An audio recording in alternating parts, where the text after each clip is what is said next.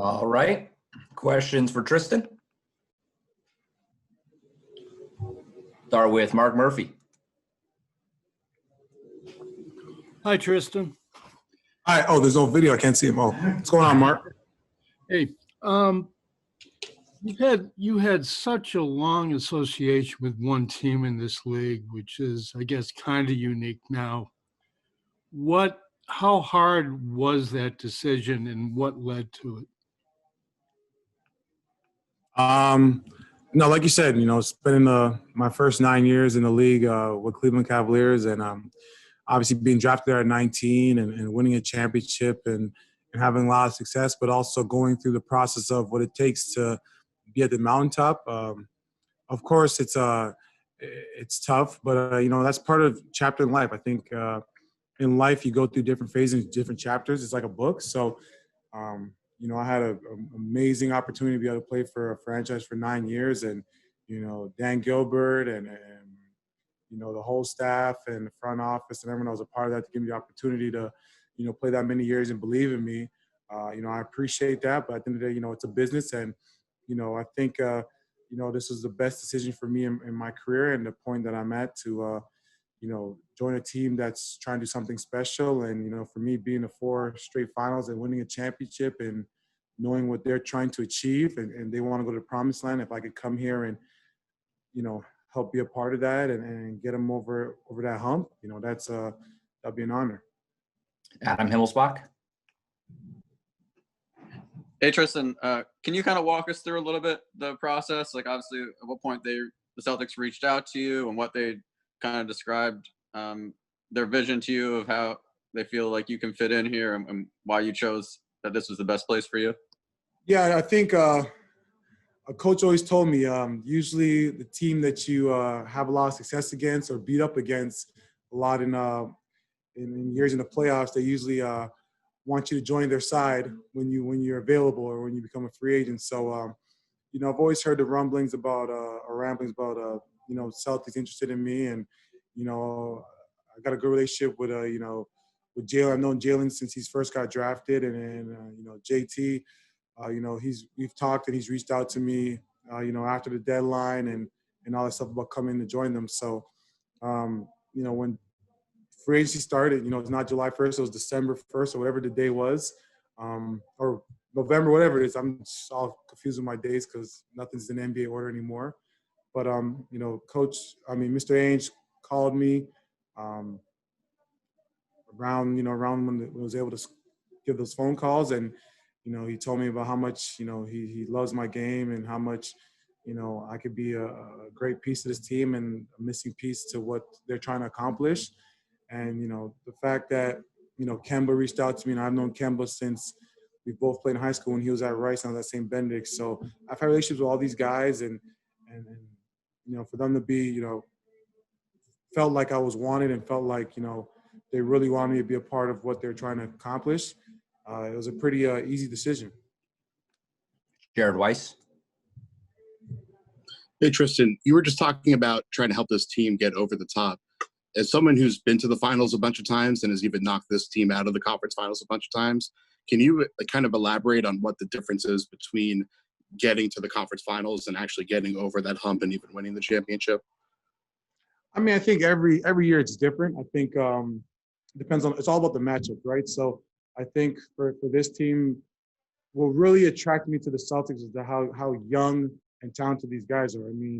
Jalen, Jason, even Smart, how young they are and how talented they are at such a young age. I always remember when Kyrie and Gordon were out, and you had Terry and you had all these young guys. You had Tatum, he was a rookie. You had JB, he was, I think, second year, maybe third year, I can't remember. And then Smart, very similar, third, fourth year. For them to take us to a Game 7 at such a young age, that's a promising ball club. So I think, with my experience and who I've been around, playing with LeBron and learning, day in and day out, what he puts in and how he punches the clock, and almost trusting that whole process. I know it's such a cliche thing to say because Joel Embiid and the Sixers basically use it till they turn black and blue in terms of trust the process. But that's what it really is. And I think, it's very little, it's whether it's a couple possessions or a key stop in the conference finals that can get you to the finals. And I think it's those little things that, hopefully I can come in and be the difference maker to help this team get to, where they want to get to. John Corrales. Hey, Tristan, Danny Ainge the other day specifically mentioned that you were on that team that came back from down 3-1 to beat the Warriors. He seemed to really focus on that as one of the reasons why you would help this team from a leadership standpoint. Can you maybe explain what he's looking for in that? Yeah, I think my experience, being a part of coming back from 3-1 and being a big part of that and having big games in those moments, I think it could help a lot with these guys because, being down 3-1, everyone will say no one in NBA history has ever done it. The Golden State Warriors, the best team in NBA history. To hear all that, but for our group to stick together, and I think the key for our ball club at that moment and that time period was that how close together we were. I think our relationship was so tight off the court that when we were down 3-1, people counted us off. But, that same night when we were, the game was over, we all texted each other and said, we think we can win the series still. If we win game 5, we win the series.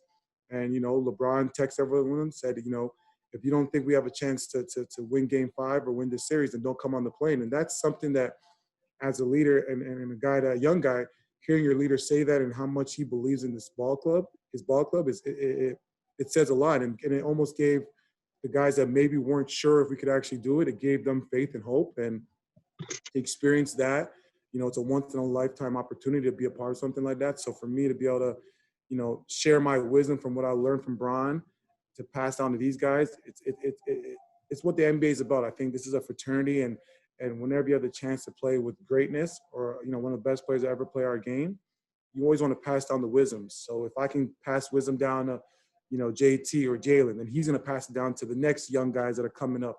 That's how you keep the cycle going. Gary Washburn. Hey, Tristan. First of all, you've been in the league almost 10 years now. How does your body feel? You're still only 29. Have you reached your peak yet? And what have you done over the last few years to improve your free throw shooting, your offensive game? Seems like you've really polished those skills. Yeah, no, 29, I'm still a young pup in this game. I think everyone gets so used to, seeing me and the Cavaliers on TV at a high level. People almost forget that, he was just a young fellow playing with these, these guys in their, prime or end of their prime. With my teammates that were all over, 32, and I was, 25, 26. Kyrie was the same way. People always think, we're actually older than we are, but I guess it's the luxury of being a one and done guy. You play in the NBA a little earlier, but my body feels great. I have a lot of room to grow, and like you said, Gary, you've seen the growth in my game every year, and that's what I want to continue to do and continue to do here with the Celtics. So I feel great. I've had time off, of course, during those 5, 6, 7 months, however long it was, came like Groundhog Day. But, it was on the court and in the weight room taking care of my body, just, getting prepared for this. And I think for me, I could bring a breath of fresh air because, these guys didn't have an off season. And for me, having a long off season, bring that extra juice to kind of fire guys up. Brian Robb.